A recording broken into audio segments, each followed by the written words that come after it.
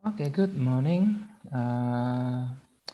Welcome back to our Python programming class. And today we're going to discuss about the branch and also loop.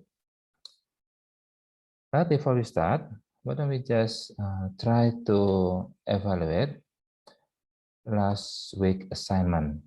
In last week assignment, we discussed about the data type. We discussed about what is integer and what is float number, and also what is a boolean.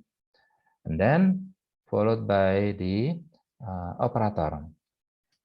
Remember that last week we discussed about we have the addition operator, and also we have the minus, support subtraction, also we also have the logic.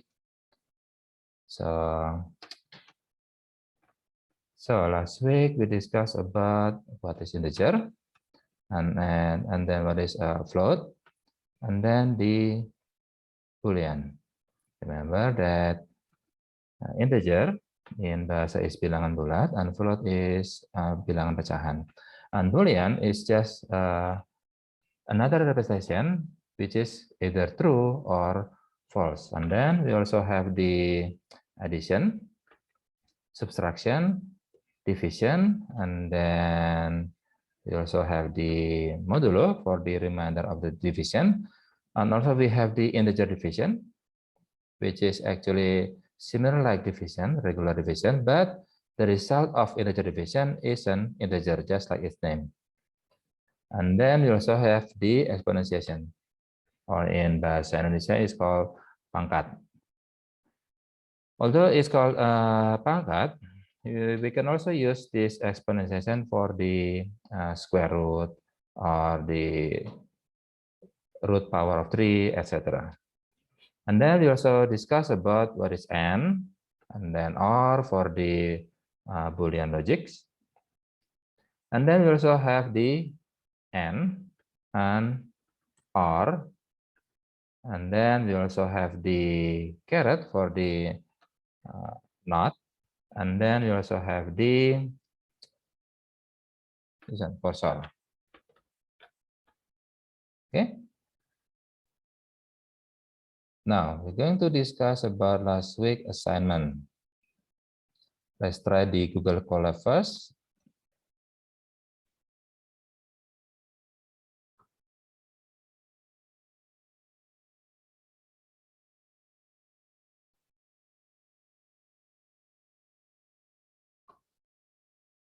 Now, welcome to Python programming blah blah blah. We discuss about the data type and operator. First is integer data type. Try to run the code below and see the difference between print string plus another string and print string with variable. So we're going to discuss about what is the difference between this operator and, well, this is only a comma, not operator. Okay, let's try it out. First is the first line is we create a variable called a, and then we give a value for a, which is 10. And then we're going to print a equal to, this is a string, and then the value of a. Because the value of a is 10, then it will print out a equal to, comes from this part, and then the value of a, which is 10. Now, how about this one? Try to run this code.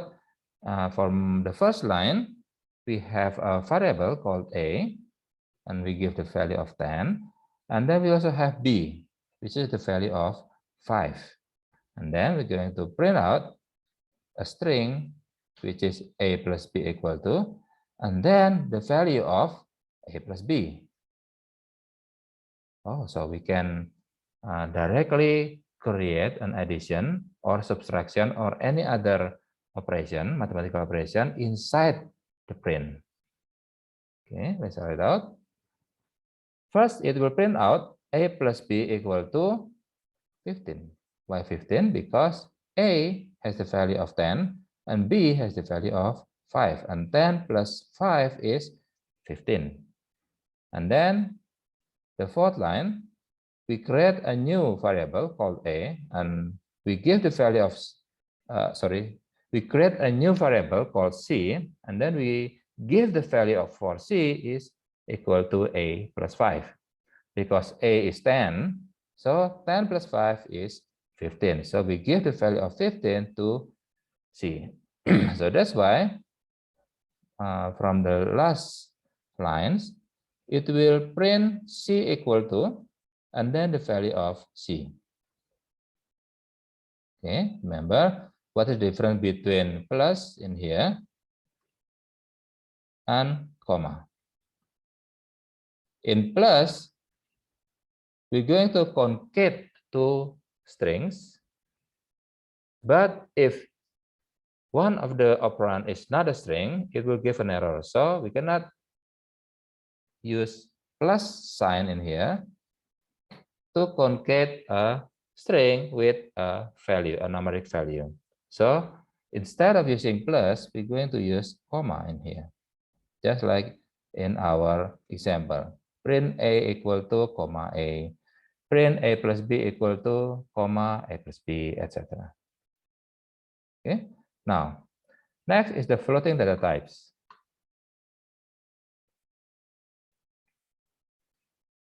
First is a given a value of 1.5 and b given a value of 4 and c given a value of 2. So a times c is 1.5 times 2. We know in real world 1.5 times 2 is 3. It's actually an integer, but that's not how in programming language works. If one of the operand is float, then the result must be a float. So 1.5 times 2 is not just 3, but 3.0 is a float data type. Okay. Now how about b divided by c? B is 4 and c is 2. We know in real world that 4 divided by 2 is 2. And it's an integer 2. But in programming language, if we use an integer operator, if we use a division operator, the result must be a float. So that's why 4 divided by 2 is not just integer 2, but it's 2.0. It's a float data type. So if we want to take only the integer part, we can use the integer division. For example, b integer division c, that means 4 divided by 2 is 2.0 actually. But because this is an integer division, we only take out the integer part, which is 2. So the result will be integer. And then the last one is a power of c. A is 1.5, power of c, 2. So 1.5 power of 2, that means 2.25. Okay, now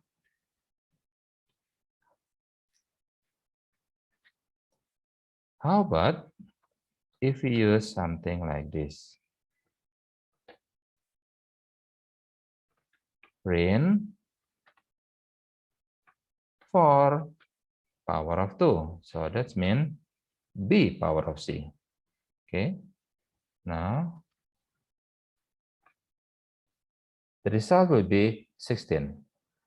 And as we can see in here, it's an integer types. So why this one is a float data type? That's because one of the operand is a float or real. Okay, now as a reminder from our last year discussion, remember that we have something that called operand, and then we also have the operator, and then we also have the expression. Now, what is operand? Operand is something that we're going to operate. For example, we have 5, we have 2, and we also have A, and also we have B, etc. That's what we call operand. Something that we're going to operate. So, what type of the operation? That we call operator. So we have plus in here, and then we also have the subtraction, and also we have the division, etc. And then what is expression? Expression is when we combine together operand and also the operator. Because operator needs two inputs, that means we need two operand to create an expression. For example, 5 plus 2. This is what we call expression. And then A and B. This is also an expression. And then the last one is what we call statement. Statement is a complete line that can be run by any other by any kind of programming language. For example, A will be given a value of 5 plus 2. This is what we call a statement. A statement is a complete line that can be run and understood by any programming language. Okay, this is what we call statement. Okay, just a reminder, we have operand, operator, expression, also a statement. Now, let's move on for the last part. Is casting. Casting is a way to transform a string to an integer or a float. For example, remember that input is a function that will give a result in string. So if we run this one, even though I put 3 in here, 3 will be stored in A, but A is a string because input will return a string. Okay, and then we can use B is an casting of integer from A because A is a string 3. That means B will have the value of 3. So that's why print A, and then we are using plus in here because we want to concat A equal to, and also the string of A. We want to concat these two strings. So it will print out A equal to 3. Although, remember, 3 in here is a string. It's not a numeric 3. But we can use like this, print A equal to B. But in this case, we are going to use comma because B is a numeric value. Because B is a numeric value, that means we can use an operator in here. For example, B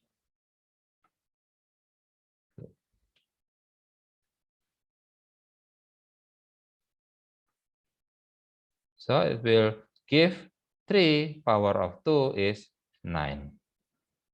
But it will give an error if we put something like this. Print A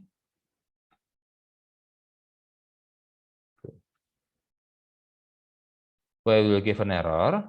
That's because A is a string, not a numeric value. Okay, this is from the Google Colab. Now let's try to move on to quiz.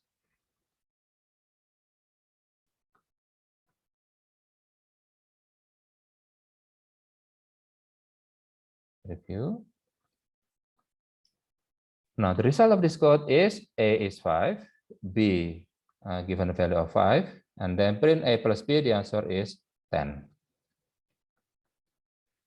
The result of this code is A plus B, it will become 5.0 plus 5, it will become 10.0 because the result will be in real number, a float number. Okay. Now, how about this one? We will definitely 1.5, 1.0.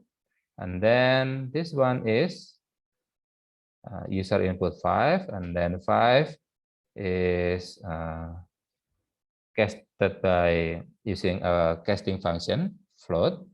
So that means 5 will become a float number and stored in B. So print B is 5.0. Okay, now that's the quiz for your attendance and also for the feedback. Now, let's move on to today's discussion, which is a brand and also a loop. Okay.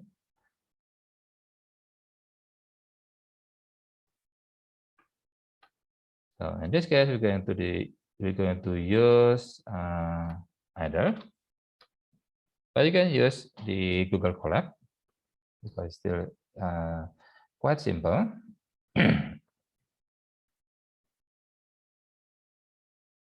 Now, brands, just like in C language, in Python, we have only one type of brands. Remember, in C language, we have if and also switch. But in Python, there is no switch, only if. Now, let's say, for example, let's create a variable called a and give a value of 5, for example. Okay. Now, let's try to use if. If a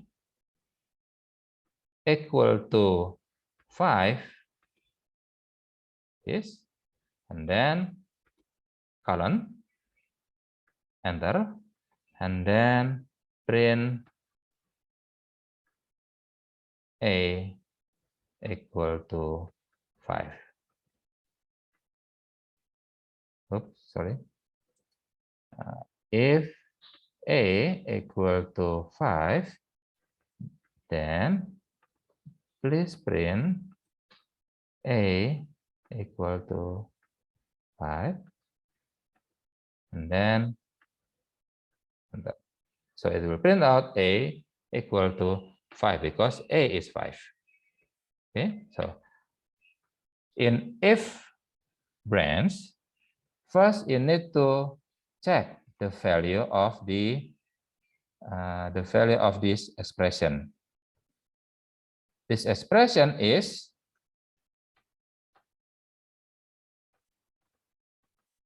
a equal to 5. First, it will check whether the value of this expression is true or false.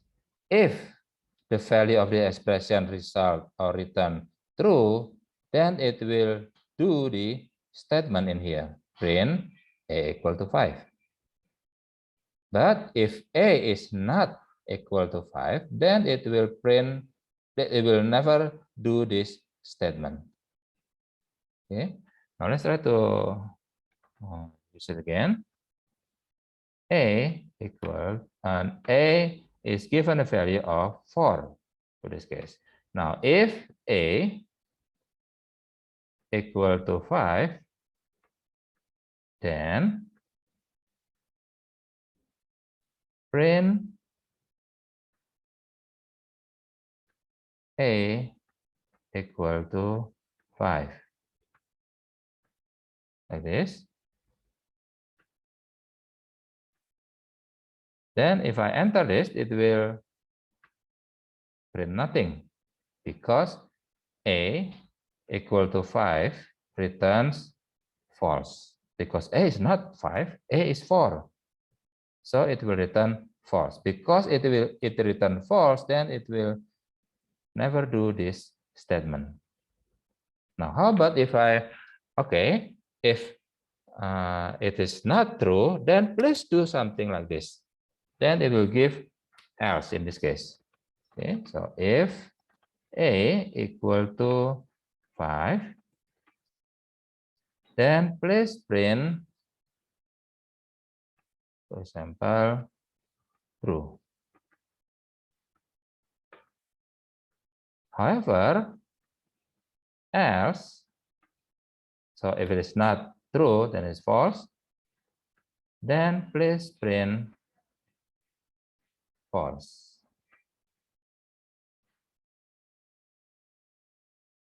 A is not 5. This, and then I will enter. So it will print out false. A is not 5. Why? Because this expression returns false. A is not 5. A is 4. Then it will never do this statement. Instead, it will do this one because it will give else. Okay, just similar like in C language.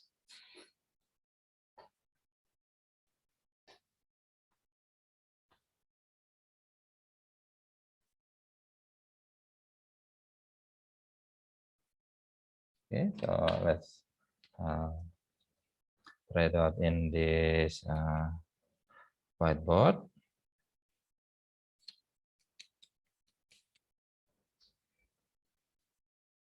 Remember, this is a brand, so we can use something like this. Right?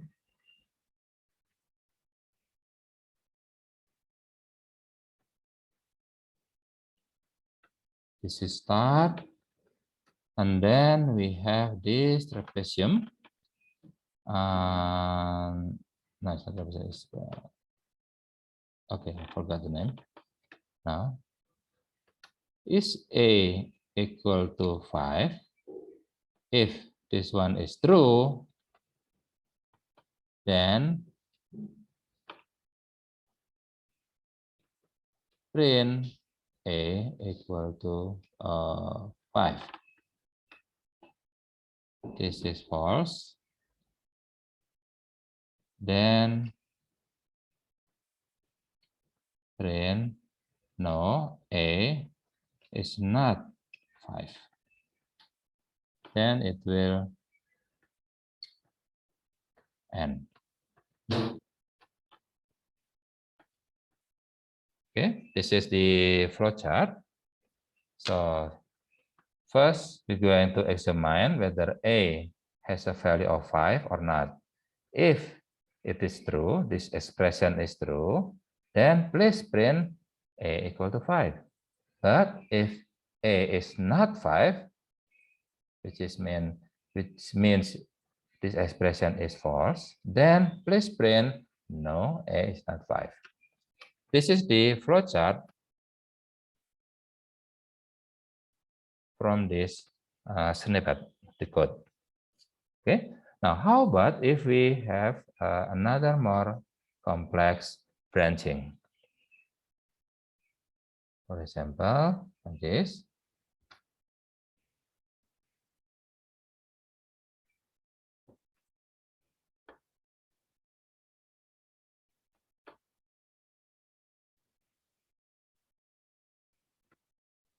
Start. Let's try to ask the input from the user. Input A. Now, is A more than 80? If this one is true, then print A, which is the grade of for the student. But if not, let's check it out again. If it is not more than 80, then well, you can get for example AB or B. So if is A more than 75, if this one is true, then print AB.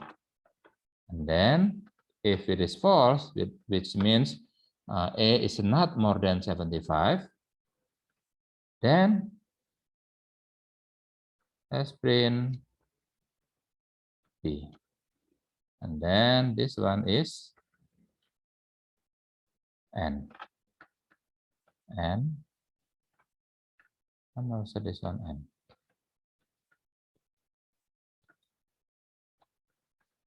Okay, now let's try to create a code to implement this flowchart.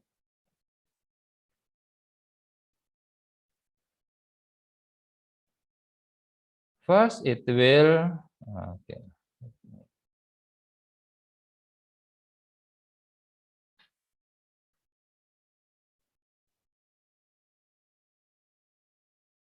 Okay, this one. Make it more clear. Now, okay, great. Now, first is please input A. Okay, input A.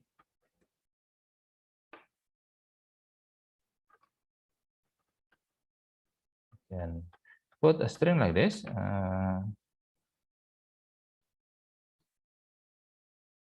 Students score.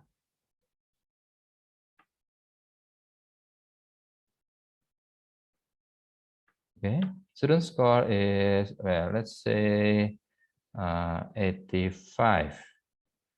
Okay, now the code is, first, let's check whether A is more than 80. So if A is more than 80, like this, and then don't forget the colon, then enter, print A. Okay. If not, then this is not else because we have another if branch in here. So in C language, we use else if, but in here, we just make it shorter to become elif, which is short for else if. Okay, else if A is more than 75, then please print AB. Okay, now the last one is, it could be B.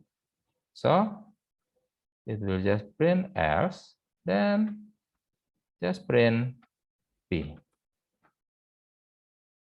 So if the student score is below or equal to 75, then it will get a B.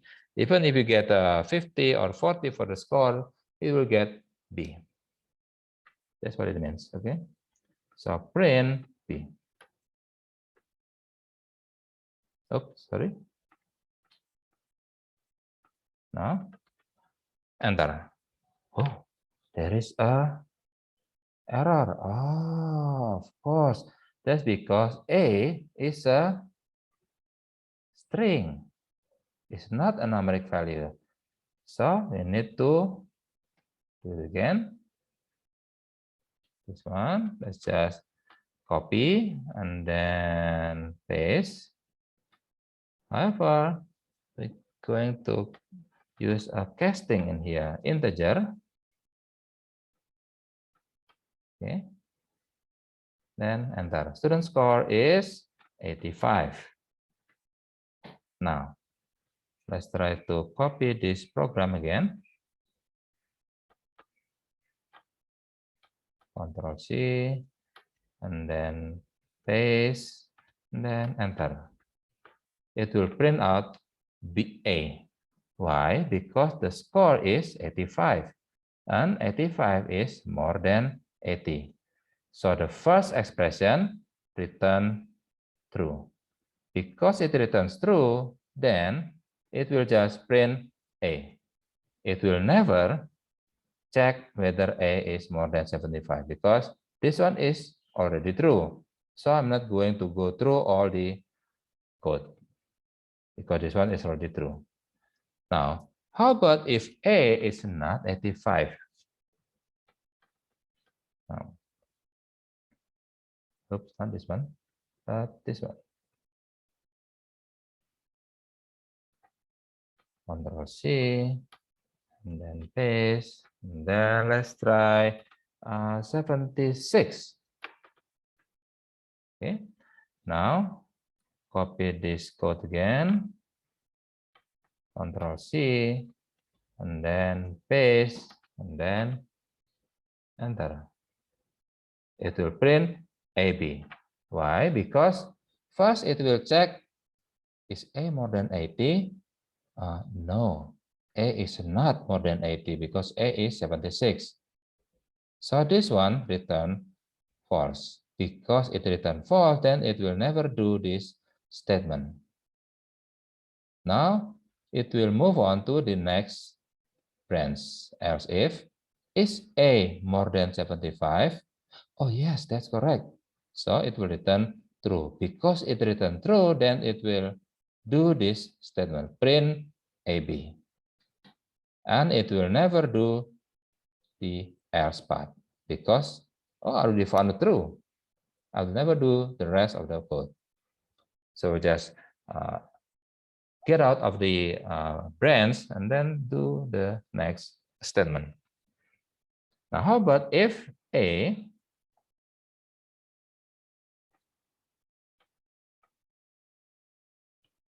is, let's say, 45. Now, let's try to copy this code and then paste it again in here.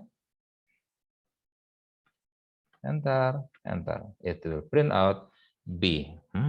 That's interesting. The score is 45, but it got B.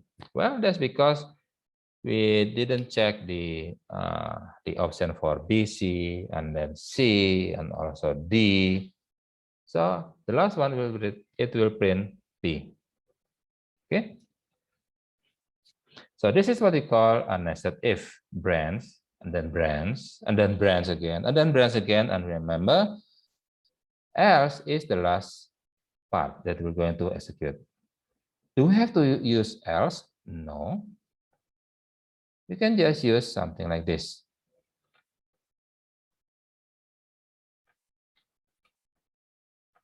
It will print nothing because there is no else. Because this one return false and this one also return false. There is no else. Because there is no else and both of these brands return false, then it will print nothing. Okay. Well, this is what we call branch. Next, how about loop? Okay, so far we already discussed about that in C language, we have if and switch. But in Python, there is only if. Okay. In Python, we use something like this. If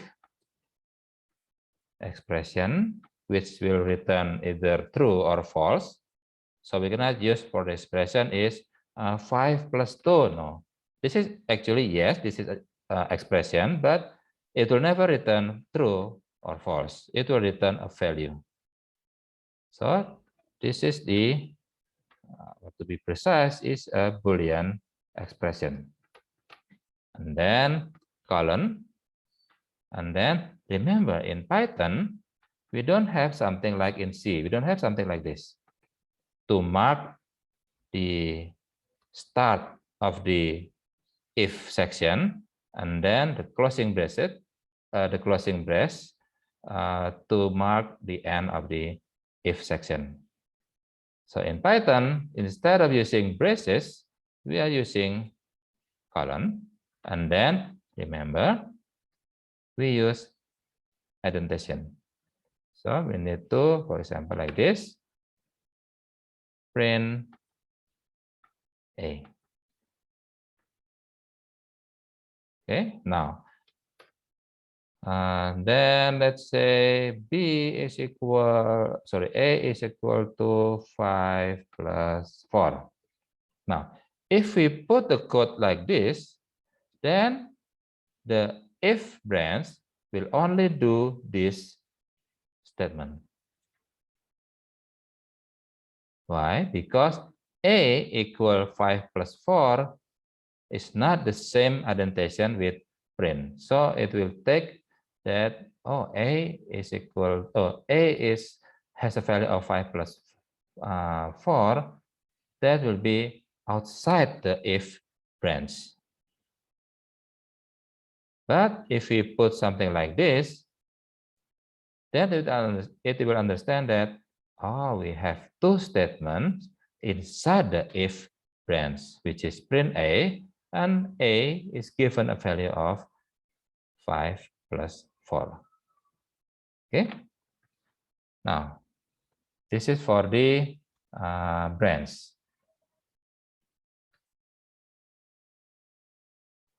Now, how about the loop?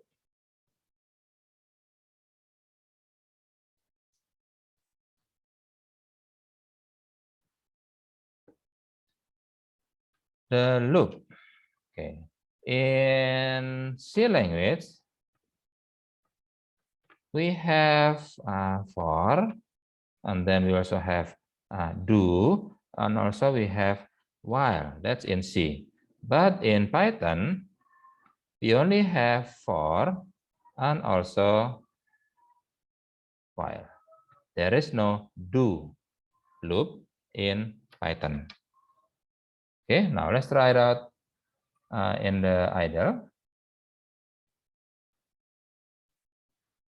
For, remember, in C language, we usually use something like this. For I equal to 0, and then I is still less than 10, place, oh sorry, this semicolon, not just comma. And then place I plus plus. It is something like this in C language.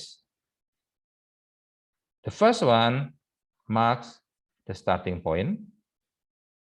The second part for the expression, whether we're going to do the loop again or get out of the loop.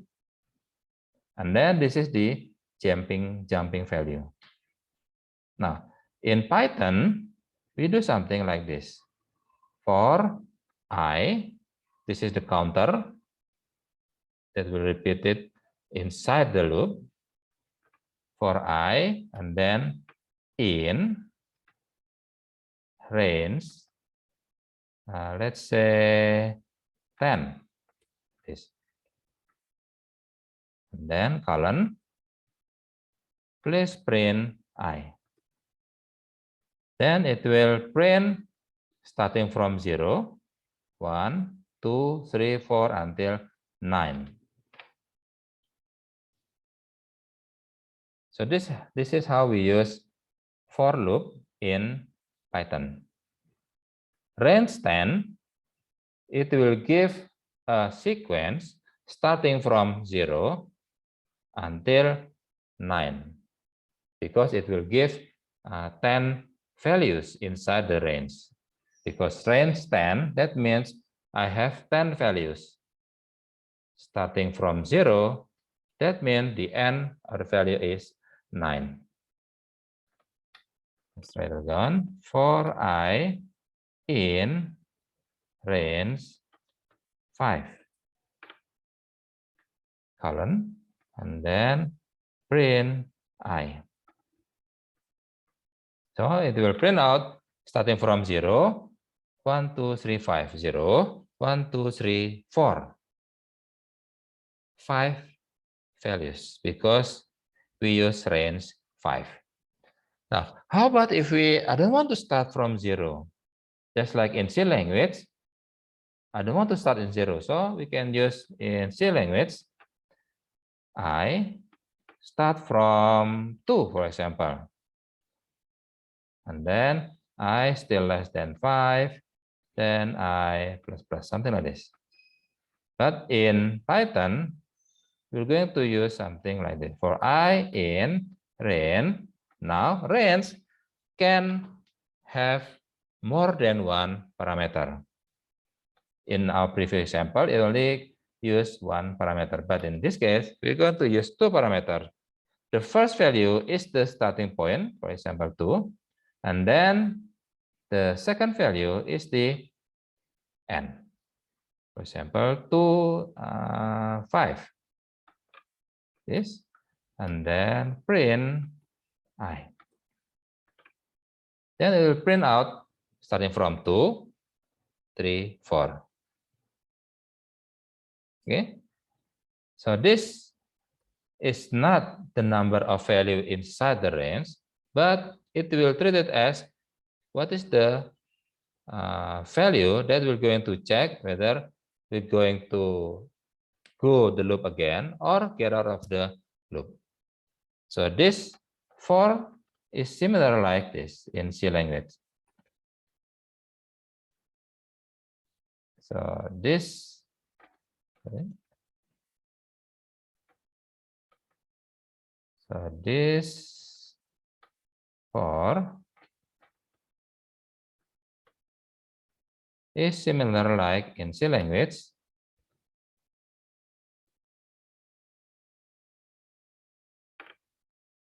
For I start from 2, then I still less than 5, then I plus plus.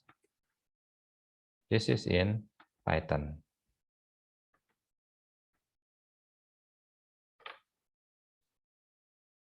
Okay.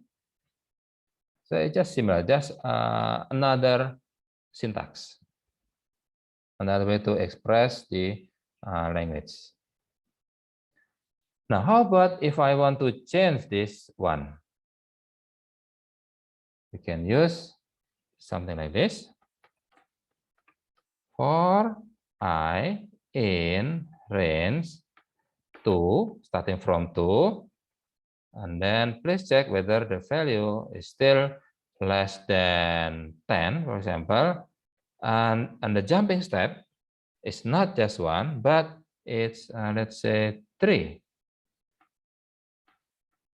Then print I. So we print out starting from 2, and then the jumping is 3. So 2 plus 3 is 5. And then after 5 is 8. So 2 plus 3 is 5. And then 5 plus 3 is 8.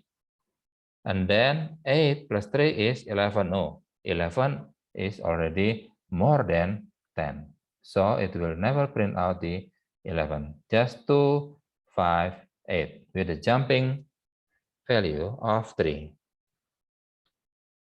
Okay, so this is for the for loop. Now, we can also use for loop to check a string. For example, like this. S is an input from the user. Please input a sentence.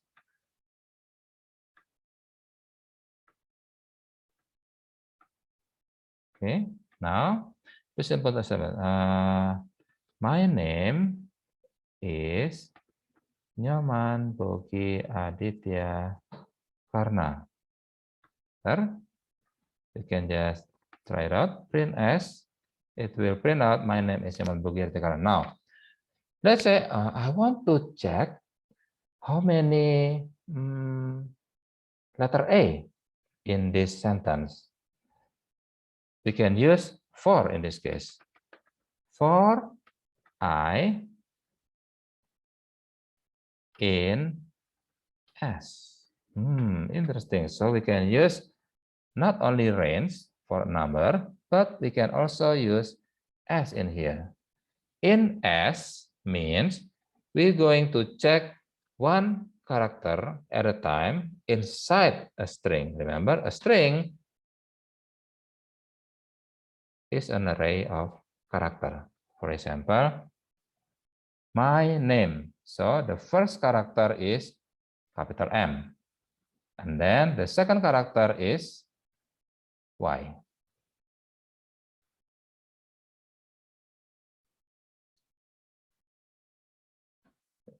Yes. Okay. Now, Let's move on again. So I'm going to do a looping with a counter of I. And then it will check one by one the character inside the string. So it will check the first character is capital M. The second character is Y. The third character is a space, and then capital N, A, etc. Okay. Now, so after we check one by one, we're going to check whether this character is a letter A or not. If this character is a letter A or not. If. So we're going to use branch in here. So if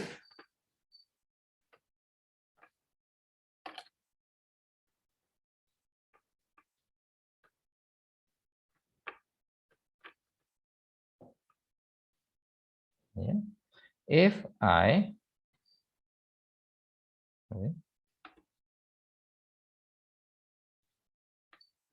equal to A,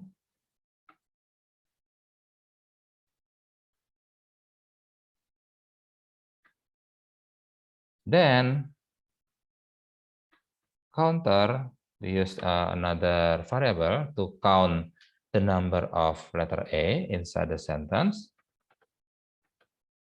is counter plus 1.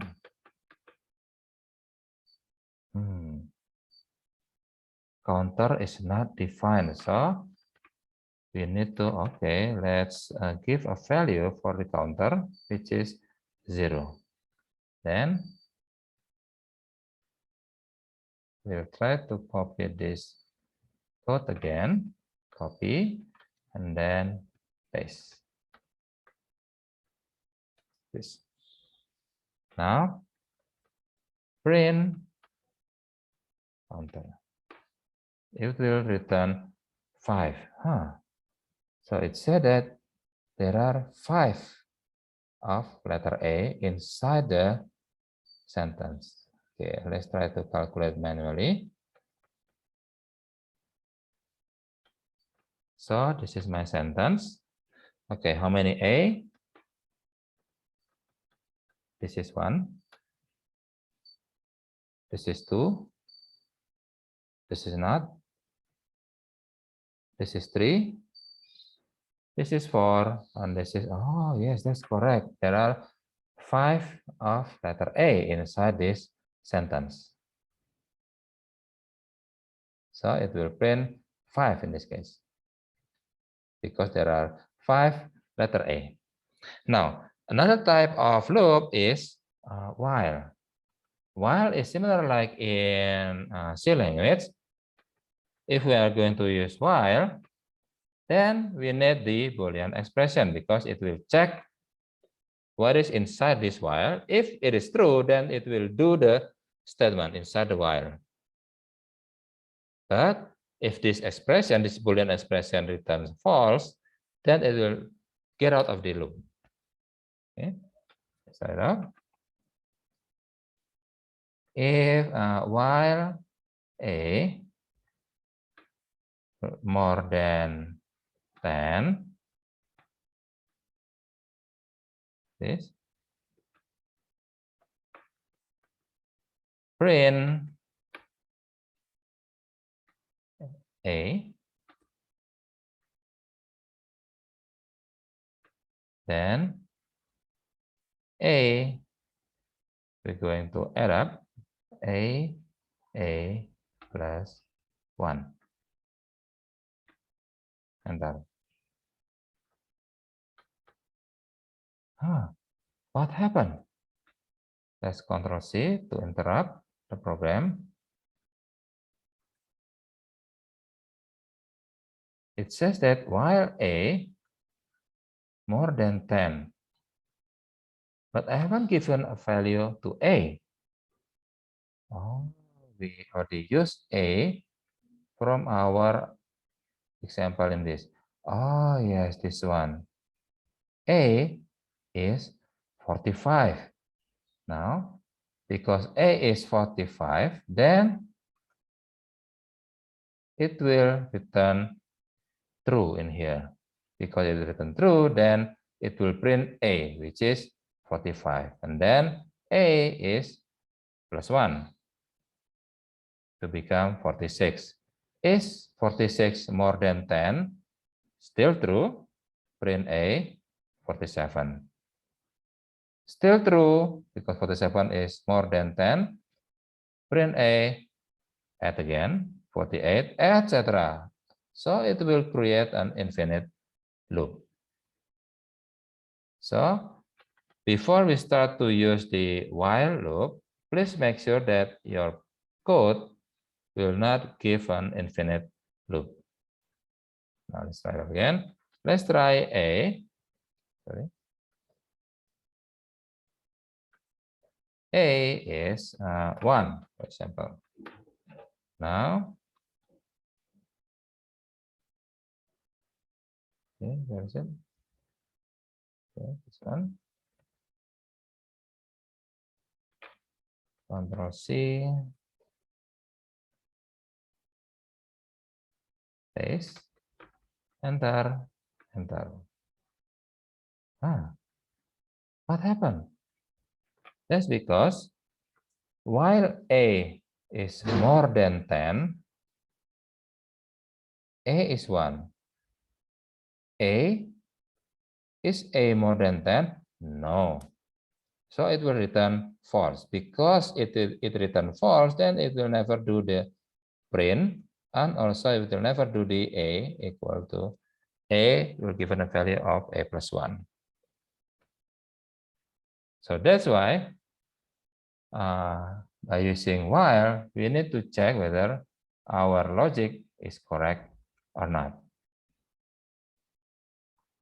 Okay, that's for while. So how can we make this? I want to print from 1 to 10. I want to print from 1 to 10 by using while. Okay, so how can I do that? Because if I use A in here, then it will return false. So instead of A more than 10, I can use something like this. While A still less than 10, so please, if A still less than 10, please print A. And then A plus 1. Now this part or this code will print A starting from 1 to 9. Why? Because A is 1. Is A less than 10? Is 1 less than 10? True. So this expression will return true. Because it return true, then it will do the print and also the addition. Then A becomes 2. Going back again for the expression, is 2 less than 10? Yes, 2 is still less than 10. So it will return true. Because it return true, then it will print and then add again to become A with 3. 3, 4, 5, 6, 7, 8, 9. And then A is 10. Going back again. Is 10 less than 10? No. So it will return false. So that's why the last value of A is 10. Because the last one is A plus 1. While A is 9 is true, then A is 9 plus 1. 9 plus 1 is 10. So A has the value of 10. Then it will check, is 10 less than 10? No. 10 is not less than 10, so it will return false. Stop. So the last value of A is 10. That's what makes it different with the for example, like this. For I in range 10, for example, print A. Oops, sorry. Not print A, but print I. For I in range 10, print I, not A. Okay. Starting from 0 to 9. What is the value, the last value of I? Let's set it up. Print I, still 9. Not 10, but 9. Okay. Any question about the branch and loop? Sorry, sir, I have a question. Yes, Jaka. The first, can I see the, yeah, thank you. So can you please scroll to the, to above, sir? Yeah. To which one? No, Going up again? yeah.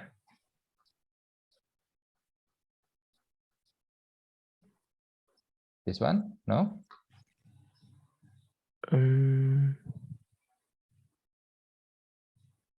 No, sir. I think more, yes. Yeah, this one, sir. Okay. So for the third code, the for I in range 2, 10, 3, what makes the result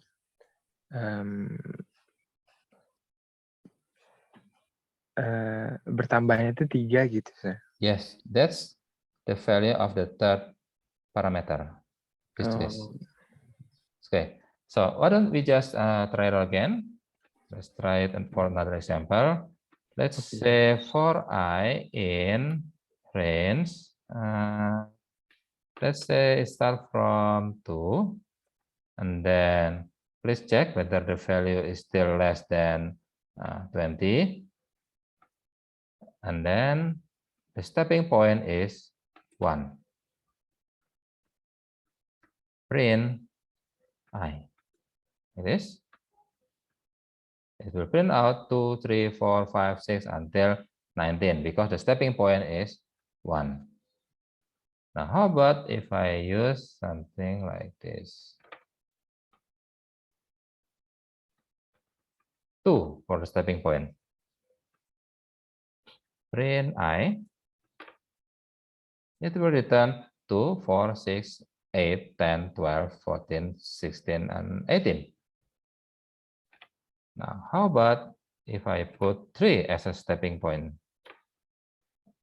It's not stepping point, it's just, we call it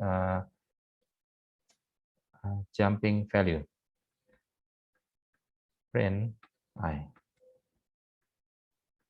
So return 2 plus 3 is 5. 5 plus 3 is 8.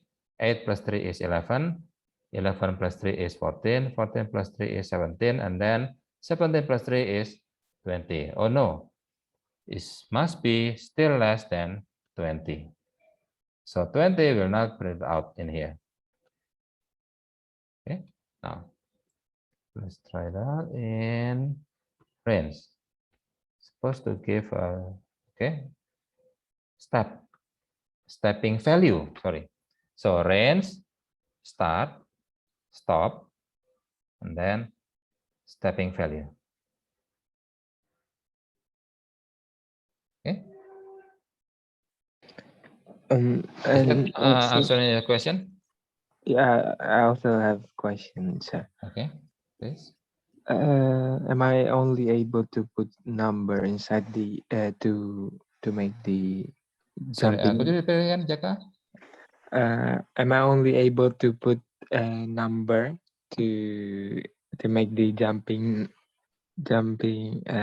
apa namanya tadi, penambahan stepping value? Ya, stepping value-nya cuma bisa diukur sama angka atau bisa misalnya kita masukin odd number gitu, Sir. Buat ketentuan misalnya kan step file-nya cuma yang dikeluarin itu angka ganjil atau gimana gitu. Well, actually, in this case, like for example, for our second example, we use 2 as a stepping value. So that means we're going to print out the only even number, 2, 4, 6, 8, 10, 12, 14, etc. So it will accept any kind of value. It also accept a negative value, for example, like this. For I in range, let's say start from 2 at 20, and then the stop value is 2, and then we have -5 in here. So what do you think it will print out? First, it will print out 20, and then -5 is 15, -5, 10, -5, 5, -5, 0. Oh no, 0 is more than 2. So it will print out only 20, 15, 10, and 5, not 0, because 0 is beyond the second value for the stopping value. Okay. Okay, thank you, Sir. Okay. Sorry, sir, I have one more question. Yes, Sir. Jaka, please. It is about the assignment for today's assignment, sir. So I'm using this code for the assignment. So I'm not using for or I'm not using looping or something like that. This one, yes, you need to use a looping. For example, this one, ask input from user, and then count the number of spaces in the sentence, and then print the number of spaces in the sentence. It's similar like our example in here. This one, the one with my name is Nyaman Boki Karna. Wait, where is it? Where is it? Nah, this one. This is actually the answer for the assignment. First, it will ask input from the user. The input is a sentence. And then you need to calculate how many spaces inside the sentence. That's for the assignment. And the collab is just for the feedback. Just a reminder that, Pak Bogi explained about this in the class. This is the use of the collab. Okay. Hope that explained the question. Okay, sir. Okay. Thank you, sir. Okay. Yeah.